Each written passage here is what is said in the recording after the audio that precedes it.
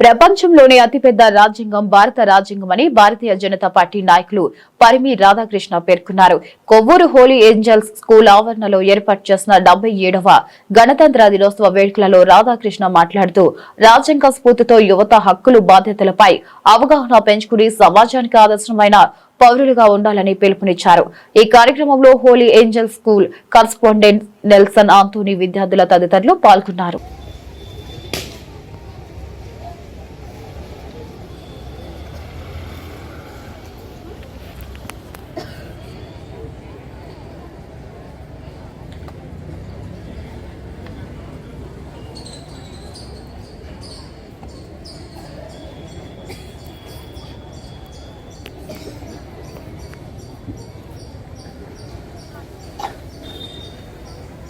Flag salute.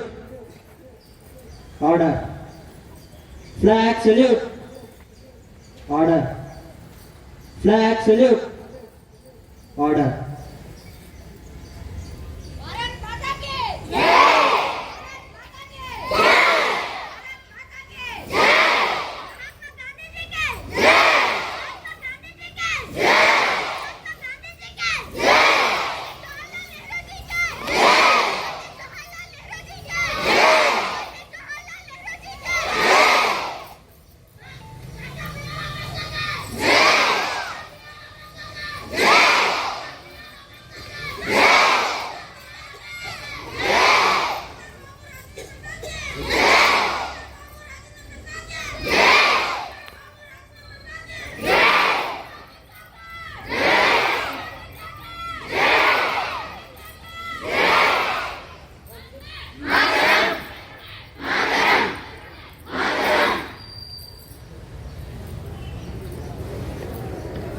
డెబ్బై 77వ గణతంత్ర దినోత్సవ శుభాకాంక్షలు తెలియజేస్తూ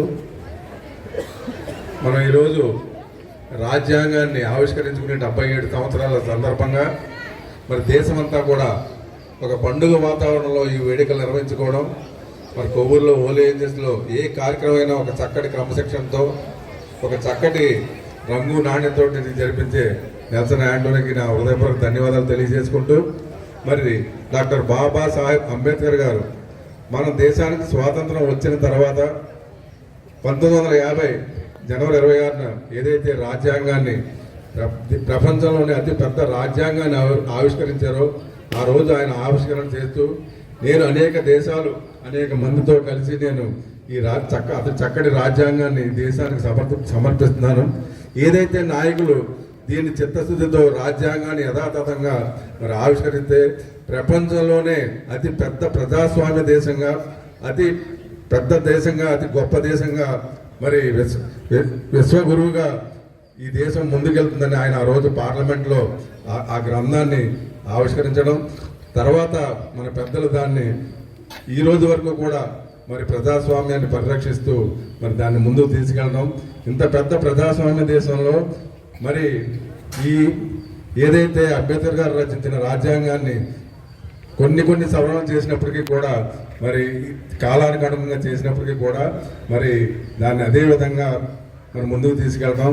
మరి ఆ రోజు అంబేద్కర్ గారి ఆశయాలతో ఈరోజు మరి అనేక మంది మరి లబ్ధి పొందడం, ఇదంతా కూడా మన పిల్లలందరూ కూడా గుర్తుంచుకుని ఈ దేశంలో మరి ఇప్పుడున్న పాలకులు నాణ్యమైన ఏదైతే వస్తువులను తయారు చేసి విదేశాలకి ఇవ్వాలని నిన్న మన ప్రధానమంత్రి గారు సూచించడం, ఆ విధంగా పిల్లలందరూ చదువు ప్లస్ ఆటలు పాటలతో కూడా మీరందరూ కూడా దృష్టి సారించి ప్రపంచంలోనే మన దేశాన్ని విశ్వగురువుగా నిలబెట్టాలని, దానికి మీరందరూ కూడా మీ వంతు కృషి చేస్తారని ఆశిస్తూ ఈ అవకాశం ఇచ్చిన ఈ స్కూల్ యజమాని